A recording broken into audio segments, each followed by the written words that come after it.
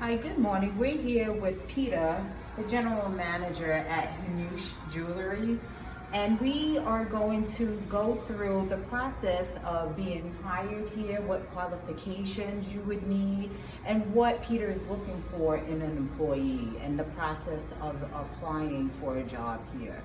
So Peter, what is the process for applying for a job here at Hanush Jewelry? Well, it's pretty simple. I mean, if you're looking for a full-time position, I do require that you have a little bit of experience in jewelry.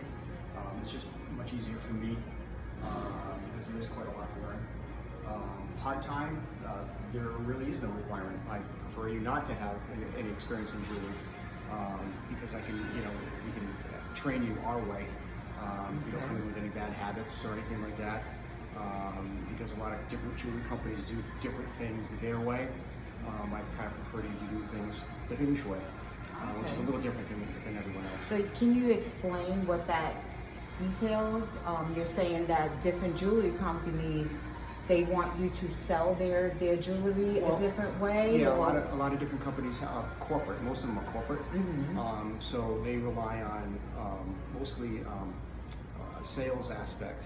So you have to get a certain amount of charge applications, credit card applications. Okay. You have to get a certain amount of their service plans. They don't really focus on the customer. Here we focus on a customer, not numbers. Do we want you to sell things? Yeah, absolutely. But my main goal and our main goal is to focus on servicing the customer, satisfying their needs, make them happy, and make them come back.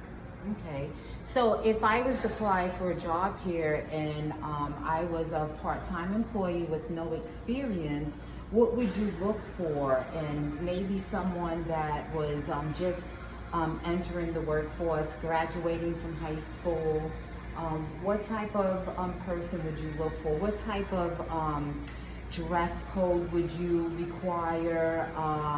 Is there a background check or anything like that?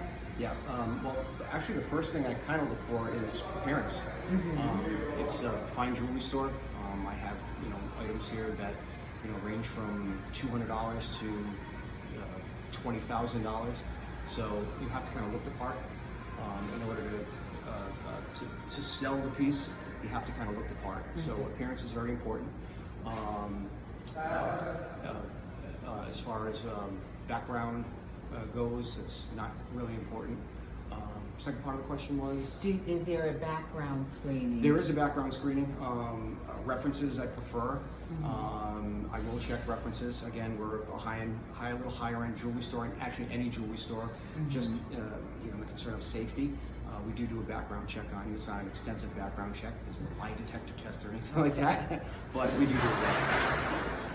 Okay, so if you're selling, let's say someone's coming in, they're getting engaged, and they're looking for an engagement ring, how would you want your staff person to approach someone that was maybe they're excited and they're looking for an engagement ring? Yeah, what's the approach that you would want? Everybody has kind of a little bit of a different technique as far as selling and approaching a customer. Greeting's important, just acknowledging the customer, make them feel comfortable and welcome. Again, try to figure out their needs, because most people looking for an engagement ring are men. So when they come in, they're nervous. They have no clue what they're looking for. They have a few pictures on their phone from their girlfriends or whatever, sending them through Pinterest, and they're confused. So ask them a lot of questions. And get to the root of exactly what they're looking for, and then we'll try to put something together within their budget to make everybody happy. Okay, so we have the sales position. Right. So what other positions does Hanush Jewelers have? Is there someone that creates the jewelry, maybe sets it, or maybe sizes the ring? And what would that position be called? Okay. And what are the qualifications for that position? Well, that's a little different. We're a retail jewelry store, so everyone on my sales floor, I teach them to design jewelry, how to make jewelry, what your different stones. So they need to be pretty knowledgeable, because we don't just sell jewelry; we actually manufacture jewelry. Okay. So the salesperson on the floor has to be pretty knowledgeable, but that's my job. And my senior staff is to teach the new person what's going on. Okay. As far as actually making and sizing a ring, that's my jeweler's position. Now for that, you do need experience, because obviously you're going to be working, building rings, setting stones, sizing rings, all that good stuff. So you do need, most people will go attend what's called a jeweler school, or an apprenticeship with a jeweler. But you will be, I do require what's called a bench test, because if we're sizing a ring, I need to make sure that you know how to size that ring properly. Right. So there is definitely a requirement to being a jeweler, and I have a separate jeweler shop for that, which is here within the store. Oh, beautiful, beautiful. So what other type of positions do you have? You have the sales position, you have the jeweler's position, and then the general manager. Is there an assistant? Is there... yeah, there's a little bit of a tier, a chain of command, just like in any store.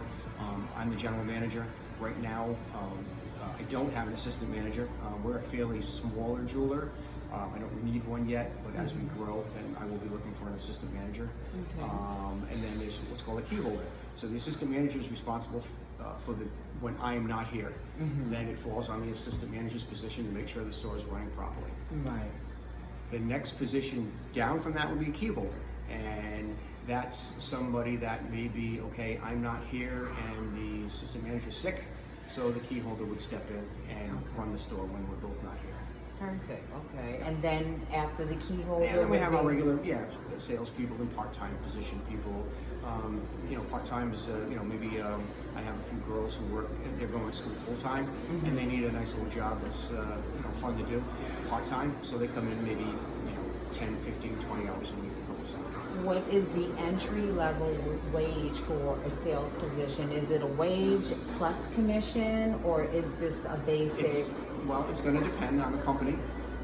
Here at Hanoush, we do a hourly wage, and it's going to be based on your experience. Okay. So I'm going to pay a little bit more if you've worked in a jewelry setting before. I will pay a little bit more, obviously, because you're more experienced. Right. I don't have to work as hard training. Right. Yes and no. If you're corporate, they're a little bit different. They usually have just a strict set, okay, well, it's X amount of dollars per hour for a part-time position, that's it. So Hanoush Jewelers is a privately owned jewelry, it's we're- not a corporate? Well, it is and it's not. It is a privately owned store, a company, I should say. If you look us up on the internet, Hanoush Jewelers was started by 5 brothers in Springfield, Massachusetts, Okay. many moons ago. It's privately owned. We have what's called franchise locations now. We've got about 42 stores throughout the country, mostly in the New England area. That's where I'm from. And then we trickle down mostly on the East Coast to the Florida area. There's only 3 in Florida now. We do have what's called franchise locations, and those locations are individual owners, which I am.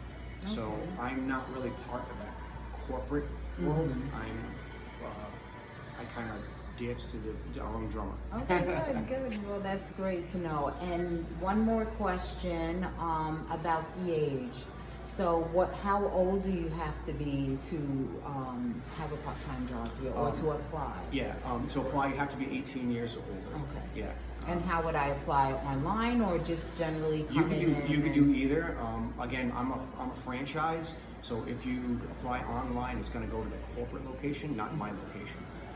So you can apply in store. You can come on in, pick up an application, fill it out.